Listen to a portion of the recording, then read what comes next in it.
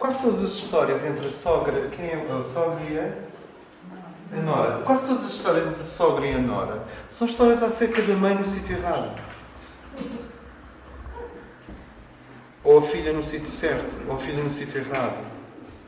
E o genro com quem... O sogro e o genro são histórias acerca do pai no sítio errado.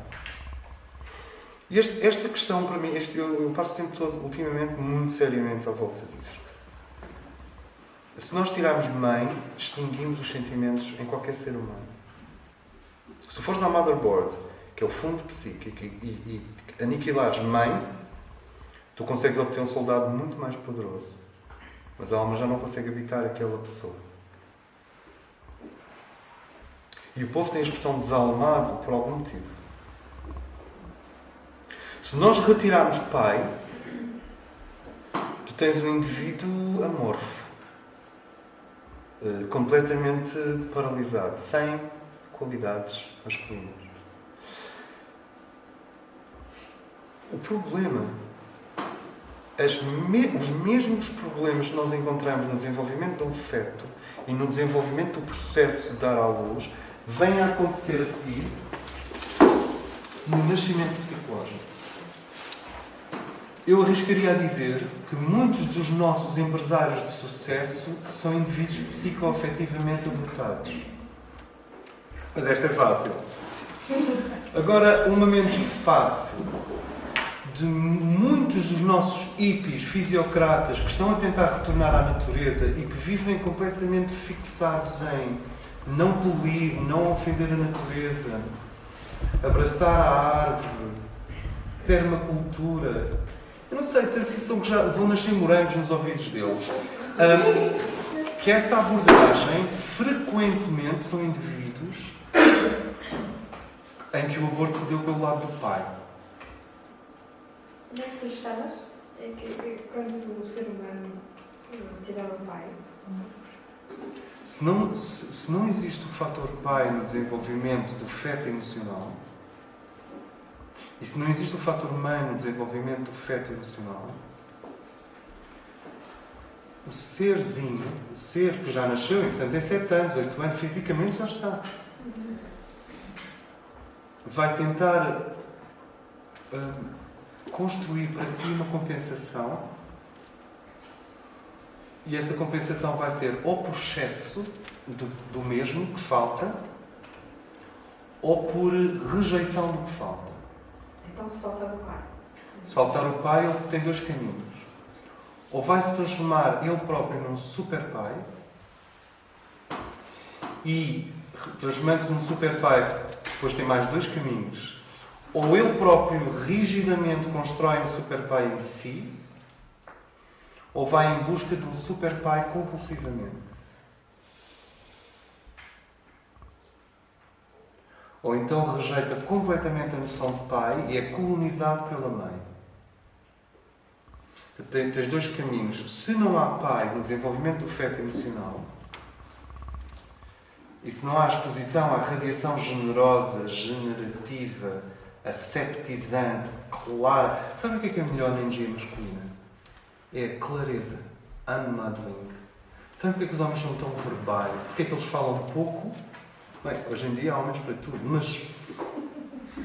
Porque é que eles falam pouco, são concisos, têm longos períodos em que estão a ouvir e depois dizem não. Ou dizem sim. Ou dizem, em princípio, atendendo a que é provável que... Mas são claros. A energia masculina tem uma grande qualidade. Clareza. Um dos grandes problemas do século que nós herdamos da Idade Média é a tendência para, quando não conseguimos compreender e classificar e ter palavras à altura do problema, recuamos para a superstição e para o pensamento mágico. E, portanto, vamos em busca desesperadamente de um lugar difuso onde o indivíduo se sinta bem outra vez, porque é tão difuso que nada se compreende ali, portanto já estamos bem outra vez, já não há o desafio cognitivo. Muitas fugas para coisas apelantes e mágicas são medo de compreender, ou medo de fazer, preguiça de fazer o trabalho de vir a compreender. Então tu tens modeling, que é enlamear, E unmuddling, lavar. E uma das coisas magníficas da energia masculina é esse unmuddling. A energia masculina lava e deixa claras as distâncias entre as coisas. Antes de as fundir, que é uma experiência feminina, fusão, separas. Separas para que não haja ali agentes daninhos, contaminação. Então, claro que nós já sabemos que se isto for levado ao excesso, transforma-se no mundo como o temos hoje, infelizmente.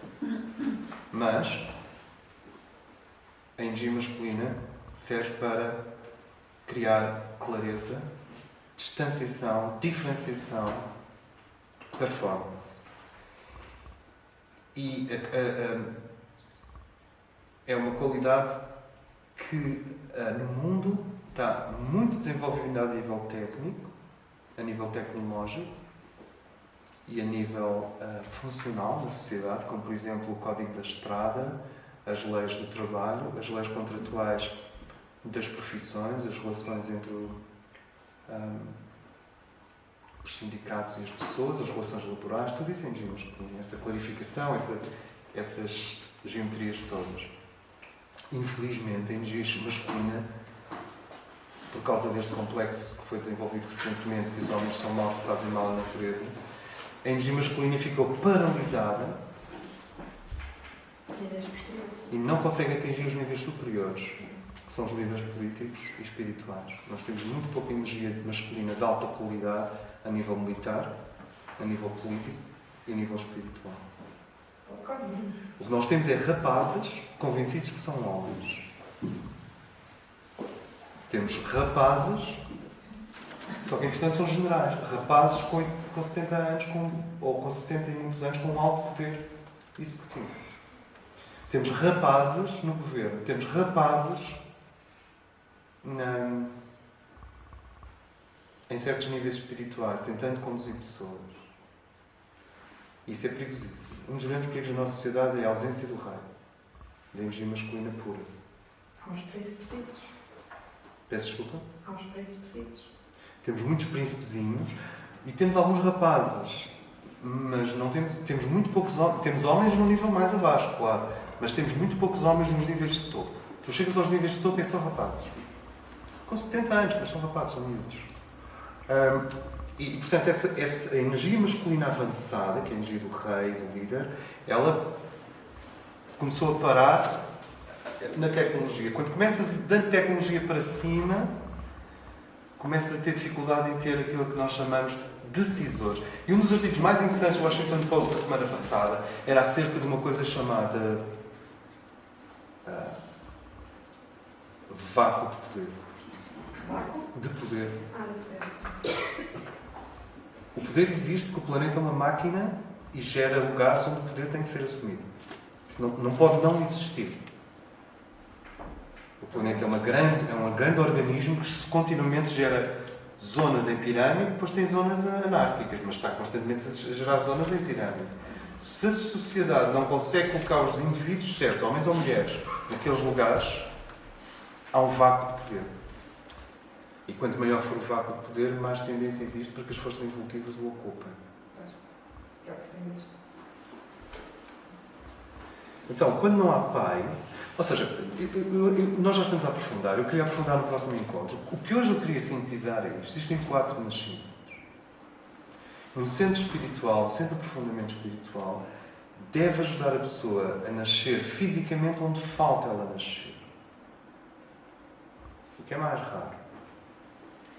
Mas há pessoas que não conhecem o seu corpo, por exemplo. Há pessoas que quase vivem só na mente. O segundo nível de nascimento é o nascimento psicológico e afetivo.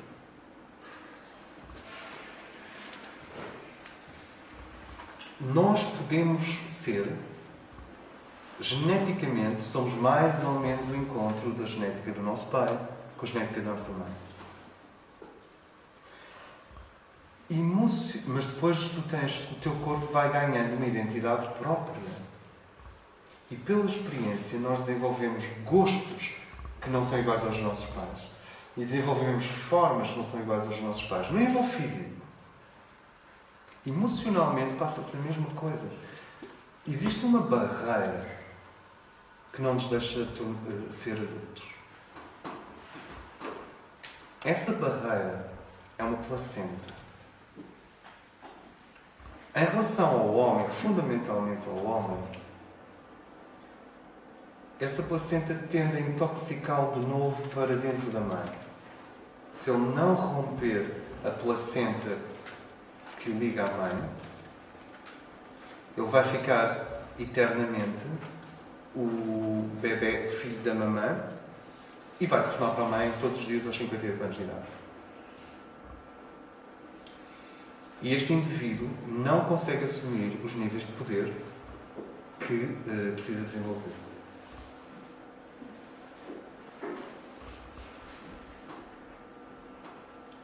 Com a rapariga passa-se o mesmo em relação ao pai ou mesmo em relação à mãe. As mães são mais poderosas que os pais. Conseguem atrair a rapariga e o rapaz. Mas em relação ao pai, o que é o pai negro?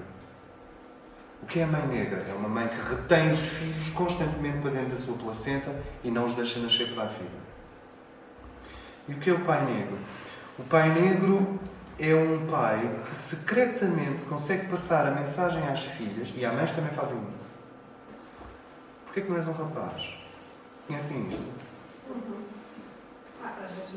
E quando a menina descobre, por exemplo, há uma irmã mais velha e todos queriam que ela fosse um rapaz e ela é uma rapariga.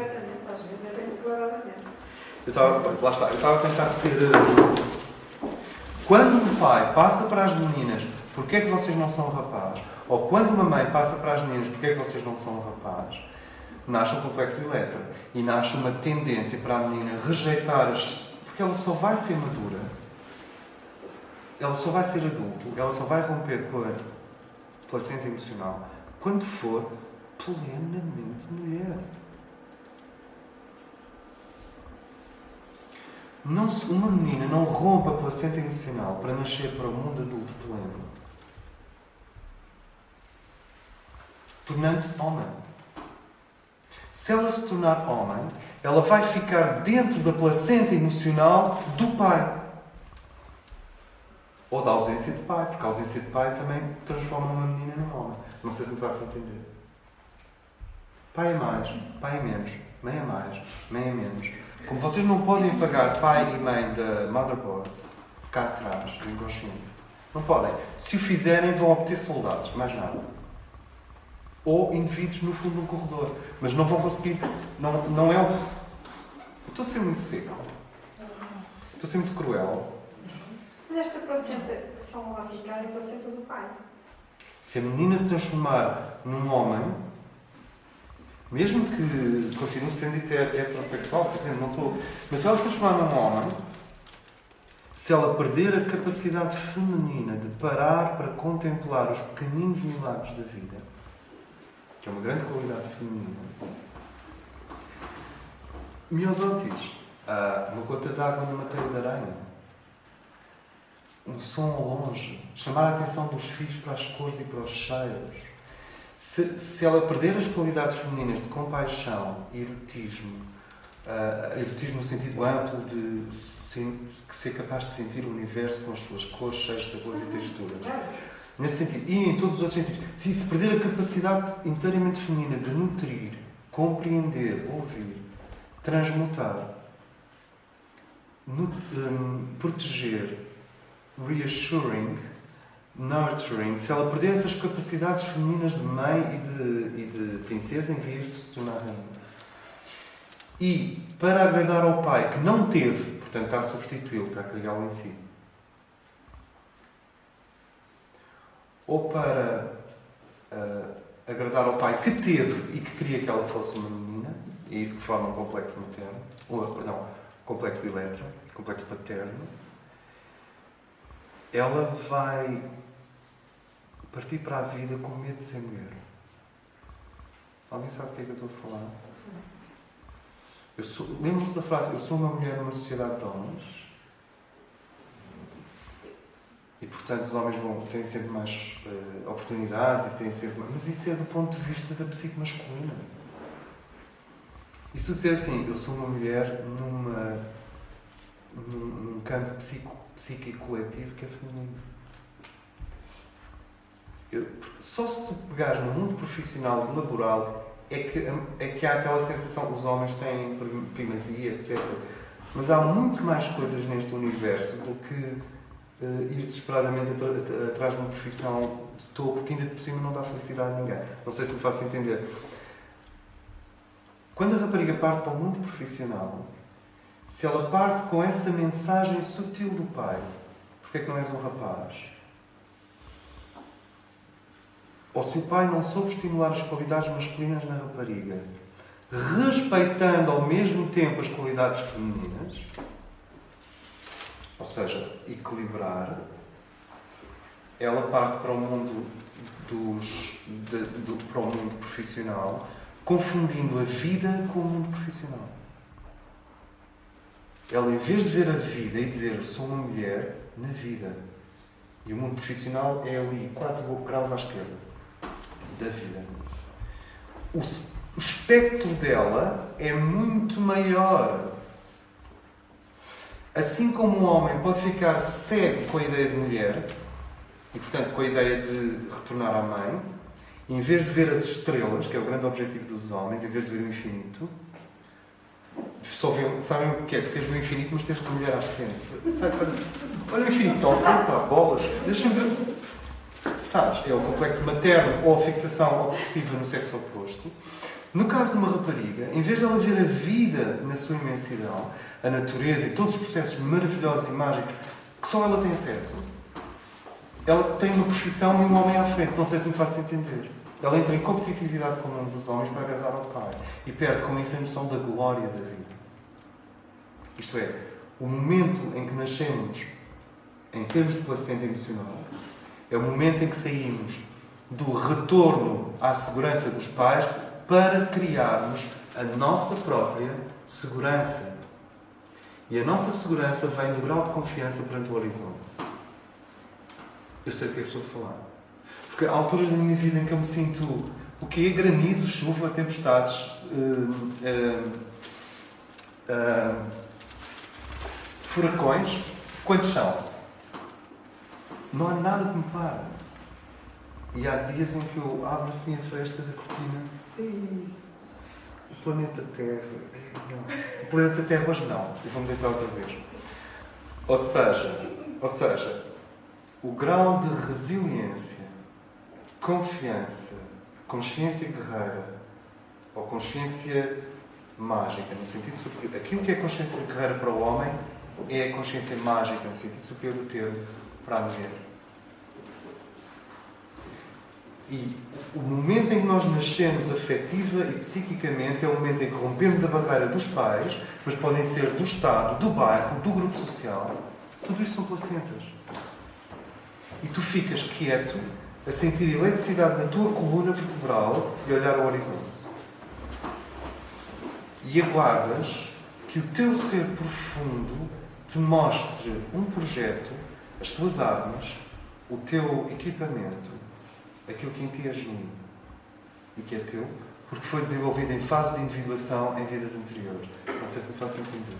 Em etapas minimamente concebíveis de individuação em vidas anteriores.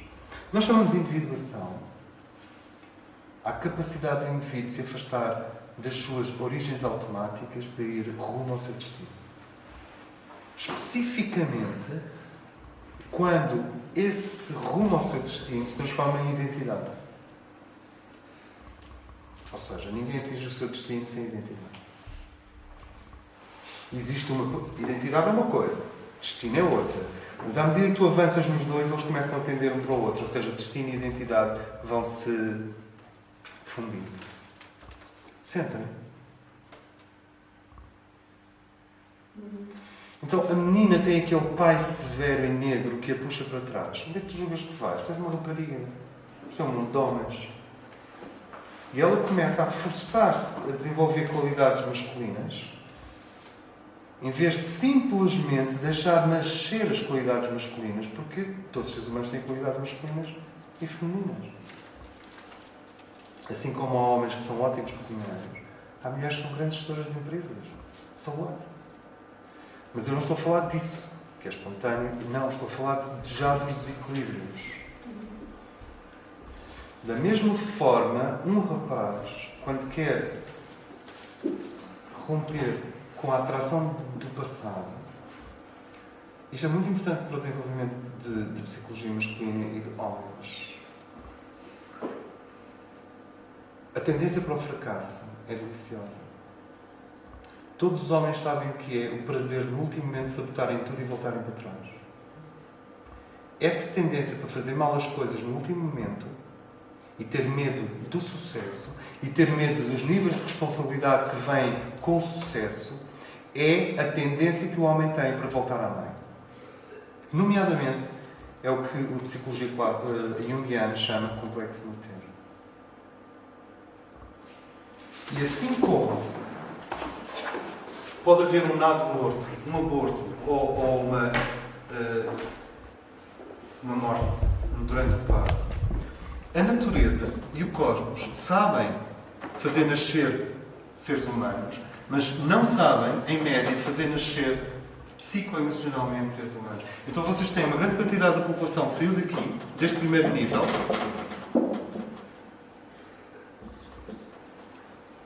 e depois tem uma grande quantidade de população que está retida neste nível.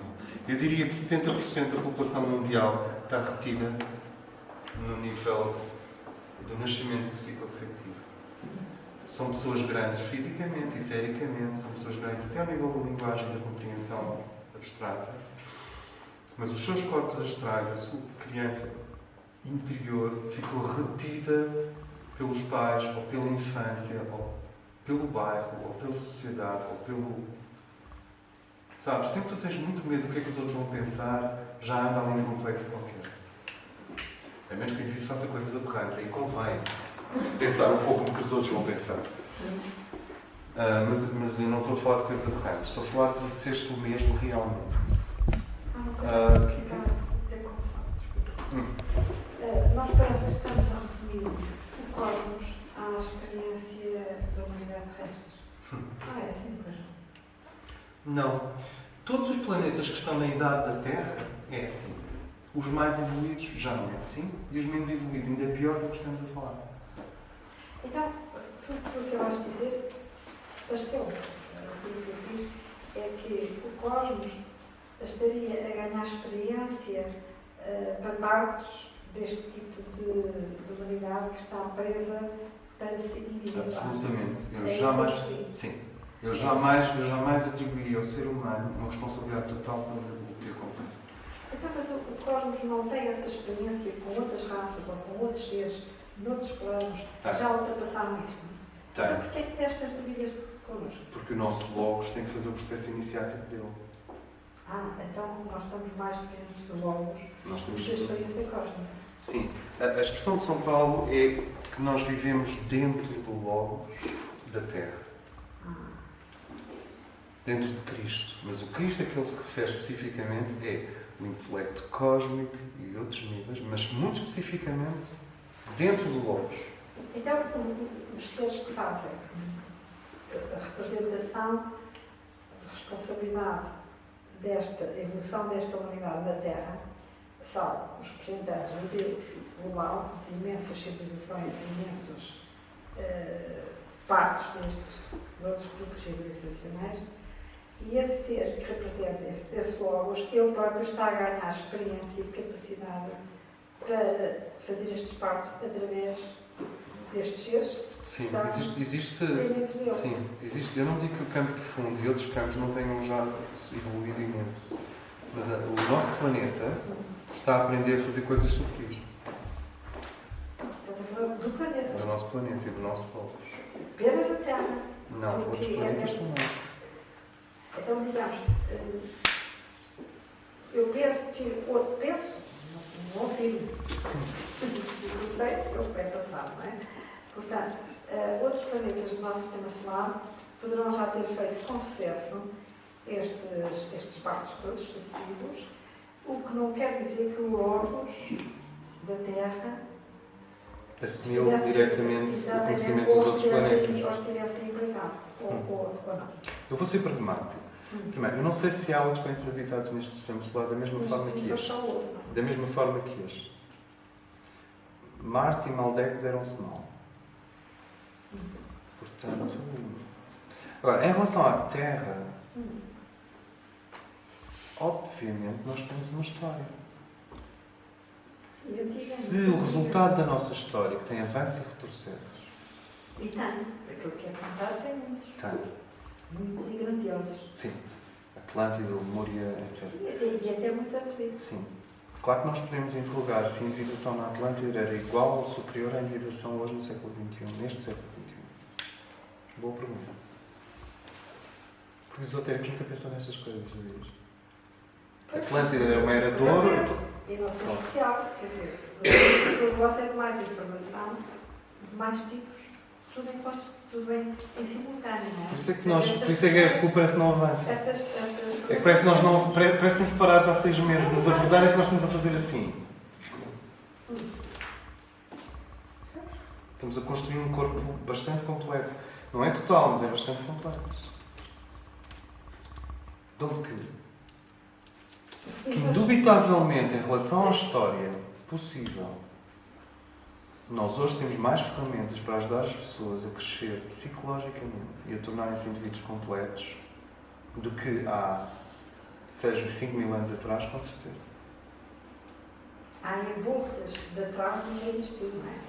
Há pessoas que quem está na instrução até está, parece que anda para trás, ou radicalizar-se, o que faz com que haja bolsas que não acompanham este processo com tanta facilidade, não é? Sim, sim. E temos cá todos. Digamos que se nós conseguirmos viver isto nos próximos 3 anos e ir ao fundo deste assunto nos próximos 3 anos, vocês saem deste processo como instrutores para centenas de milhares de pessoas. Que não têm a mínima noção do que é que nós estamos aqui a falar. E mais ainda, saem como instrutores e saem com responsabilidade. Por isso é que eu acho que é muito importante uma pessoa pensar, eu acho que não vou voltar àqueles encontros, porque eu não quero aquela responsabilidade. Por acaso acho que não tem isso. Como? Acho que não tem isso. Porque repara, tu estás a começar a perceber, esta pessoa precisa de iniciação, de instrução, de cura. Esta pessoa está a tentar nascer no físico, no emocional, na alma, ou é um processo iniciático entre a mónada e as estrelas? Ou são duas ao mesmo tempo?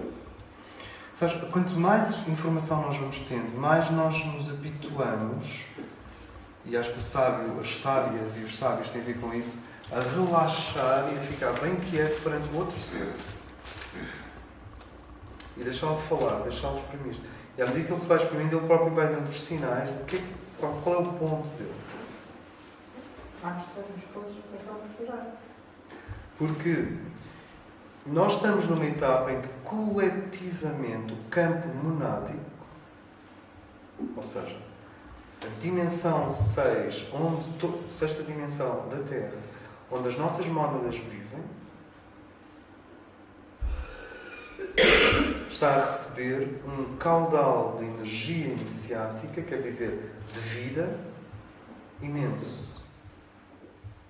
As nossas mónadas estão a ser fecundadas pela energia de Focard do sistema solar e da nossa galáxia. Eu tenho cuidado em não avançar para níveis galácticos e estelares, para não cairmos naquela New Age inconsequente. Mas que os nossos núcleos profundos vão ser bombardeados com mais energia do que nunca, isso é real. De onde que os handicaps criados pelas insuficiências da história da Terra, portanto, individuais, têm a ver com o teu livre-arbítrio. Da história tem a ver com o karma do povo onde nós nascemos. E da Terra tem a ver com o desenvolvimento relativo da idade do nosso planeta, que sabe fazer umas coisas e não sabe fazer outras. Dito de outra maneira. No passado, nós criámos sacerdotes, guerreiros, reis, governantes, curadores, sem um alto nível de individuação. Isto é, as pessoas saíam do berço dos pais, completamente psicanaliticamente fundidos com os pais, e iam tentar ser alguma coisa. Mas, do ponto de vista psicanalítico, a capacidade que uma geração tinha de carimbar e condicionar completamente a geração seguinte e fazer com que a geração seguinte fosse de reprodutores culturais e não de criadores culturais era enorme. Isso é terrível, porque nós tivemos reis que estavam só a vingar-se do pai e ao tentar se vingar do pai morrem populações inteiras. E tivemos rainhas que estavam só a tentar dizer qualquer coisa esquisita à mãe. Em vez de dizerem à mãe, morrem não sei quantas populações inteiras. A psicanálise mata milhares de... A ausência de análise psíquica mata milhares de pessoas por dia. Mas também tem um lado positivo. Helena de Troia tinha um lado positivo. Sim, Estamos aqui aflitos para livrarmos do karma. Mas em contrapartida há uma questão a nível tão forte, que as questões põem-se todas ao nível da alma. Nitidamente, a nível da saúde, é o que eu vejo todos os dias. Sim. E eu não escolho as pessoas que lá chegam. Talvez escolha, não sei. Chegam lá. E aquele é o nível que está neste momento. Aí vamos ao terceiro nascimento. É que o terceiro nível de nascimento chama-se identificação. Já dá aula, claro. Já dá aula. Este nível é físico. Este nível é psicológico. Este nível é anímico. E o nascimento da alma...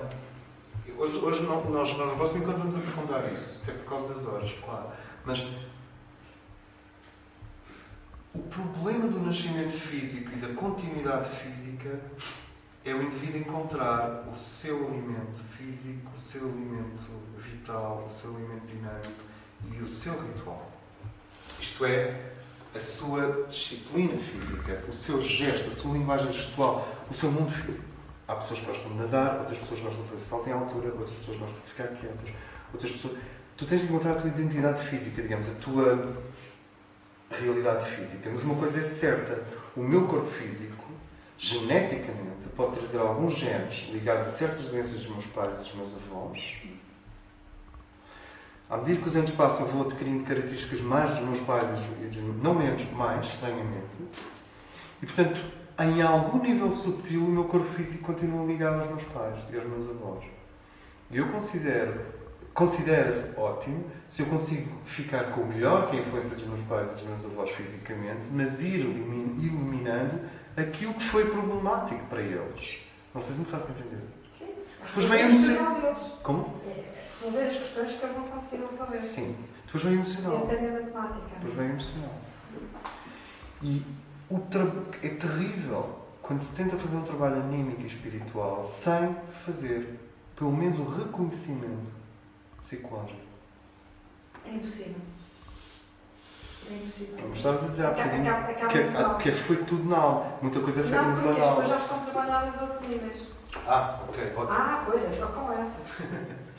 Ok. Então o que é que acontece? Aqui isto passa-se ao nível do prana e da vitalidade, mas aqui passa-se ao nível do equilíbrio dos opostos. A personalidade evolui através dos opostos e até criar harmonia. Quando ela cria harmonia, tu não te sentes mais personalidade no sentido limitativo e sentes-te plenamente pessoa. Quanto mais vibrações que não são nossas e que permanecem no nosso corpo astral e no nosso corpo emocional, digamos, e no nosso corpo de dor e no nosso corpo físico e etérico nos seus aspectos mais sutis, que nos puxa de novo para a mãe e para o pai e para as nossas úteros e cavernas de onde viemos. Porque assim, o útero é uma coisa maravilhosa se está a dar à luz, mas se está a puxar outra vez para a morte, é um túmulo. E esse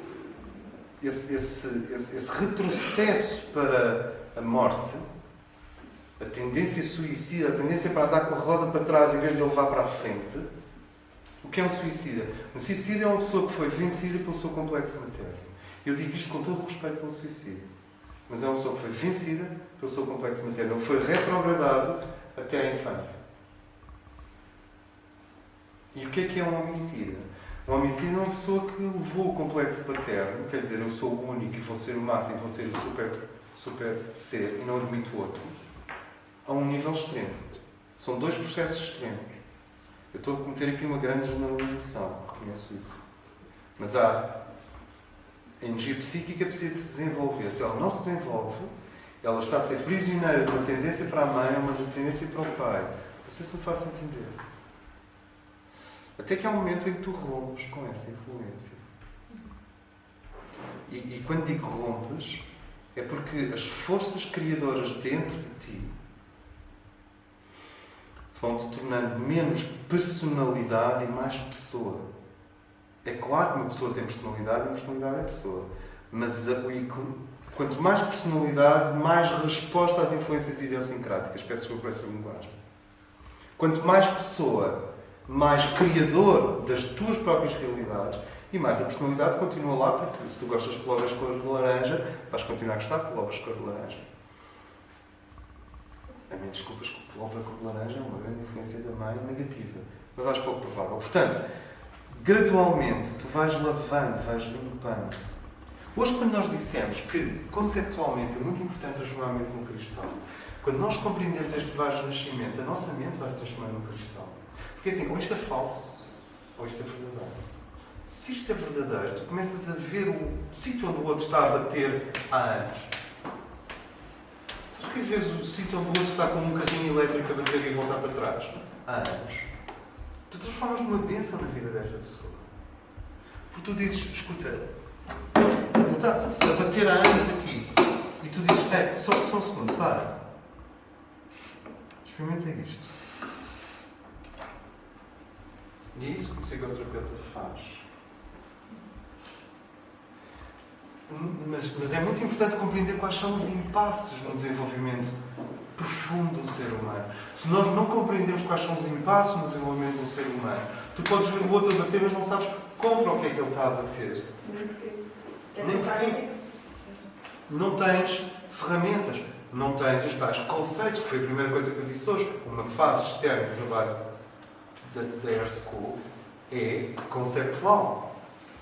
Depois vem a cura. E só depois vem a iniciação. É que nós podemos chamar nascimento aqui, individuação aqui ao processo psicológico, identificação ao processo da alma. A alma parte de se identificar com umas coisas para se identificar com outras, para se identificar com outras. E aquilo com o qual a tua alma está identificada é a tua maior fonte de alimento vibracional superior. A personalidade lida com o equilíbrio dos opostos. A alma, como é que nós dissemos? 4 serpentes. Uma serpente é Kundalini, verde. Outra serpente é Forrat, preto aqui. Bom. Outra serpente é Ida. E outra serpente é Pingala. A nossa personalidade lida com o equilíbrio dos opostos. Vocês já viram figuras femininas, deusas, com 2 serpentes nas mãos? Sim. Aquelas serpentes, ao contrário do que as pessoas possam julgar, não são Forrat e Kundalini. São os opostos humanos. O que é que são os opostos humanos? Os opostos humanos são os que nos desequilibram. Forrat e Kundalini nunca desequilibram. Só te levam à loucura. Tirando isso, não desequilibram. O que desequilibra são estes opostos. Pobre, rico. Lembram-se de que pobre e rico é onde estão os desequilíbrios? Lembram-se disso? Muito pobre, muito rico. O que desequilibra é demasiado depressa e demasiado devagar. Feminino sem nenhum grão masculino lá dentro. Lembram-se de ninguém? Masculino sem nenhum grau feminino lá dentro. O que desequilibra é tem muito, fica horrorizado com a opulência, então não quer ter nada. Quer guardar ali com umas sandálias e uma malga de madeira. Então, o Sushumna é onde isto tudo se desenvolve? A hierarquia tem esta tese que o burguês sofisticado é o indivíduo com mais potencial iniciático neste planeta neste momento. São boas notícias, não é? Estamos a cascar. O burguês sofisticado é o indivíduo com mais potencial iniciático. Porque quando vocês começam a viajar para outros grupos sociais, para outros grupos comportamentais, claro que há exceções, mas o que vocês têm é tantas carências em relação ao polo oposto que o processo psicológico é enorme, vai demorar 30 anos ou 20 anos, não vai, porque o planeta não tem tempo para isso. Mas sentem, o burguês sofisticado é um indivíduo que já experimentou polos opostos e foi atingindo aquilo que se chama os níveis de saciedade. Os níveis de saciedade em relação aos polos opostos. Agora você é menina mal comportada. Mal comportada, até que faz uma coisa que te magoa. E repara, esta é que eu não estava à espera. Como é que eu fui capaz de fazer isto? Eu que sou eu, como é que eu fui capaz de fazer isto? Então a menina mal comportada transforma-se na menina super bem comportada. Não é o primeiro alcoólico que não pode ver álcool à frente, ok? Opostos. Enquanto vocês estão a ser puxados para estes mundos primários, radicais, o processo iniciático não pode continuar. O indivíduo está numa ciranda de opostos. Mas o grande problema é que ninguém quer ficar no meio. Porque antes do espírito e da alma despertarem, o meio é morno. Lembram-se do meio ser morno? Então o que é que fizeste a semana passada? Nada. Não fui. Então estive lá, depois voltei, depois fiz aqui, depois preenchi o modelo 14, depois eles me disseram, depois levantei, depois nos fiz para a escola, depois acho que já consegui fazer a chave, partiu-se. O que é que foi? Isto foi a tua vida? É morno. É tão morno que as pessoas saltam para um dos opostos assim que puderem, depois estão em busca de intensidade. A vida do burguês sofisticado, que não está tocada pela alma e pelo espírito, é horrível. É uma coisa kafkiana. Porque ele não tem nem o processo do sublime, nem o processo, digamos, orgíaco no sentido grego. Portanto, ele não vai para lá, a vida não tem interesse. É como uma mortalha, sabes aquelas mortalhas velhas que estão assim dentro de uma gaveta já há muito tempo? E tu tiras e tens está um bocado amarelada e deitas logo no lixo. É o ram-ram, como as pessoas chamam. É o ram-ram. Onde tiras de ram-ram? E aí entra um perigo. É que para tu conseguires que o burguês paralisado pela continuidade económica, pela continuidade emocional, afinal, são os filhos que estão ali, não é? O dinheiro está sempre ali, é sempre o mesmo. Os filhos também são sempre os mesmos, o marido normalmente é sempre o mesmo, e é tudo o mesmo. E a casa é sempre a mesma, e há um momento em que tu começas a bocejar e começas a entrar naquela coisa estranha de estás a viver o mesmo dia 365 vezes. Como as férias em Cuba. Ou na República Dominicana. E estás ali, eu estou a viver o mesmo dia 365 vezes. E isso é o caso do indivíduo que tem medo dos opostos. Tem medo. Não se conhece. Então isto põe um novo problema. Quando tu estás perante um irmão de caminho, ele está a regressar aos opostos ou ainda nem sequer pôs lá os pés. Um irmão de? Caminho. Então vem esta coisa mais profunda que é, mas eu tenho que viver esses opostos até chegar ao meio. Depende da qualidade do teu meio. Tu estás no meio pré-opostos ou no meio pós-opostos? E isto é a história do desenvolvimento psicológico. Isto é a história do quarto raio. A harmonia através do conflito. Quarto raio. Se não houver conflito, a qualidade da tua harmonia é inicial. Claro, não vai habitar em harmonia. Também, a beber orvalho das flores de manhã, como é que ele não devia estar em harmonia? Mas eu não sei se quer ser um bardo. Olha, eu sei, eu não quero ser um bardo. Agora, pensando melhor, não quero ser um bardo. Não precisava ser um alce. Melhor dizer alce, não é? Melhor dizer alce. Então tu vais andando, até que alguém te diz, eu sou um Bambi, está tudo em equilíbrio, está tudo em harmonia na minha vida. Eu sou um Bambi. Não está. Está tudo morto, está tudo vago, está tudo amorfo, está tudo morno. O que existe é uma rotina, não existe guerra suficiente para teres harmonia. E como vocês sabem, só os indivíduos têm uma grande capacidade de combate e de guerra é que estão em harmonia. A verdadeira harmonia que o mestre Mori procura vem de samurais, vem do Bushido, vem de indivíduos que têm uma grande capacidade de combate. Mas nunca mais voltam a combater na vida. Mas têm, não? Sentem o que é síntese e o que é síncrese.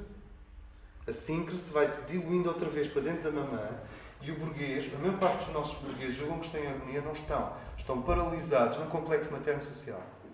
A cidade e a mentalidade da sociedade fez o comportamento deles. Ótimo! Ao menos não incomodam muito. E mantém as máquinas a funcionar. Mas tu não podes contar com esses seres como fermento de uma nova civilização ou da transformação do planeta.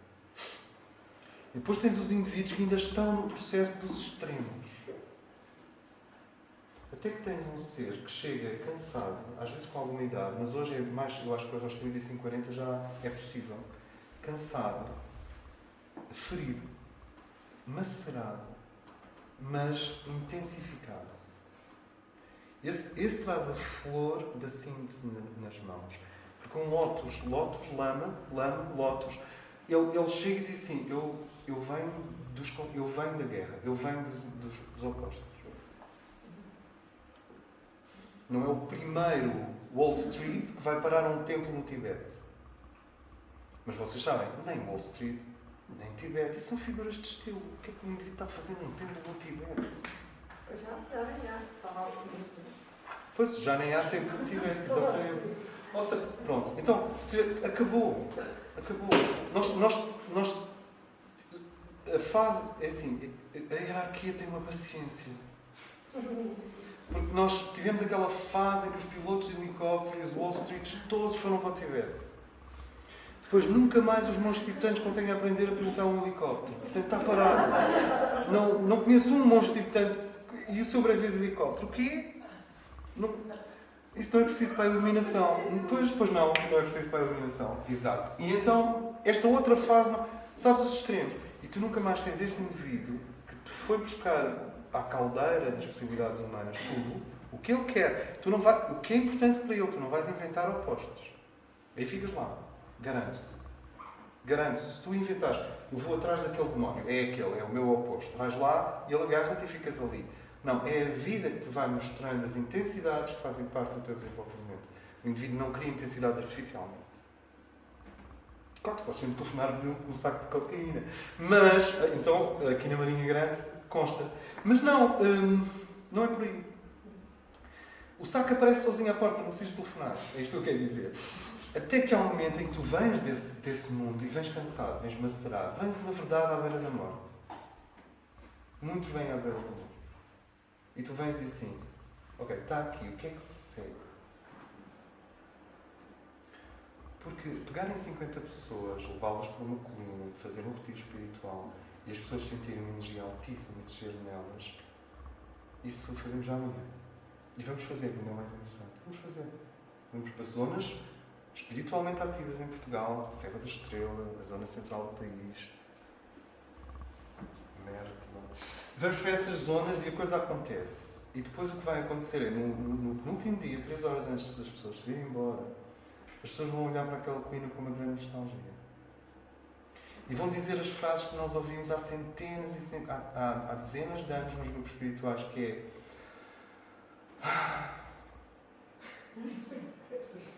Tenho que voltar à cidade, ainda não estamos prontos. Quais são as outras frases? Se pudesse comprar este morro, fazia aqui uma casinha e vinha viver para aqui.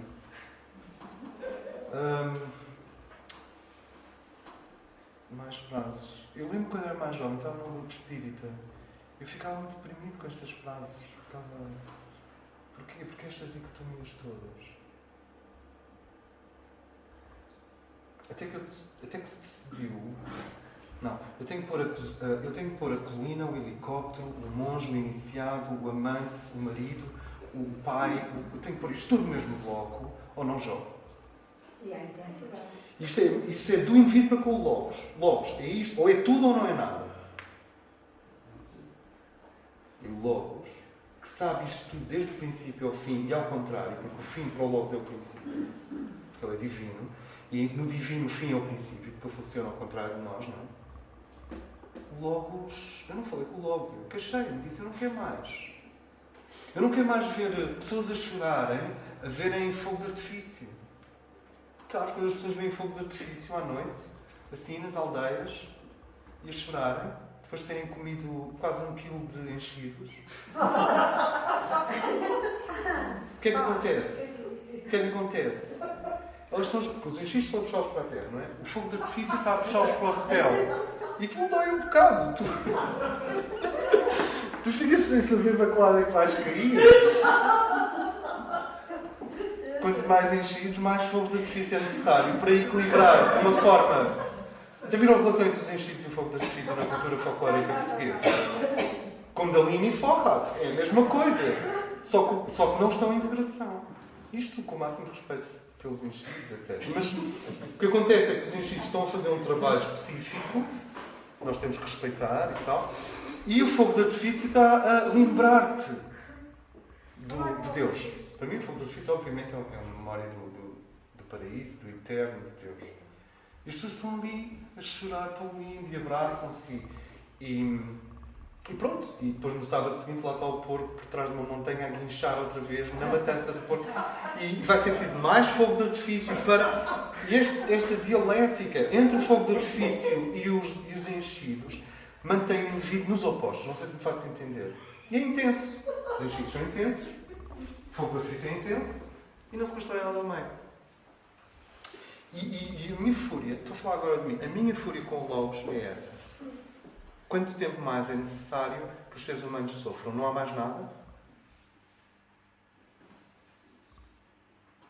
E como isto não é feito por um miúdo atrevido que quer brincar com as coisas sagradas, mas é feito por uma pessoa que sofre e que se levanta e que se cai todos os dias. Todos os dias não, agora tenho que ser honesto. Uma vez por semana. Não, é todos os dias. Não, pronto. Estás a ver? Há alguma autoridade, porque quando vocês sofrem, vocês têm autoridade. E a autoridade é de, como é que é? Vamos continuar com momentos especiais? Vamos continuar com picos? Vamos continuar a levar as pessoas a sítios fantásticos e a trazê-las outra vez? Não é trazê-las para uma rotina iluminada. Não. É trazê-las para uma rotina não iluminada. Então qual era o teu desejo, o teu pensamento? O nosso problema, o meu problema... O problema... desejo era que essas pessoas que fossem para esses retiros pudessem viver naturalmente em retiro, entre aspas, no dia a dia. O nosso desejo é aquilo que o Kogyen Trungpa, secretário do Dalai Lama, chama meditação na ação. Exatamente. Mas... É aquilo que eu chamo operatividade. Operatividade, é um ótimo termo. É isso. O nosso desejo é, sem pressas, para cada pessoa no seu ritmo, anular os opostos. Mas o ser humano, perante o rugido que é este universo,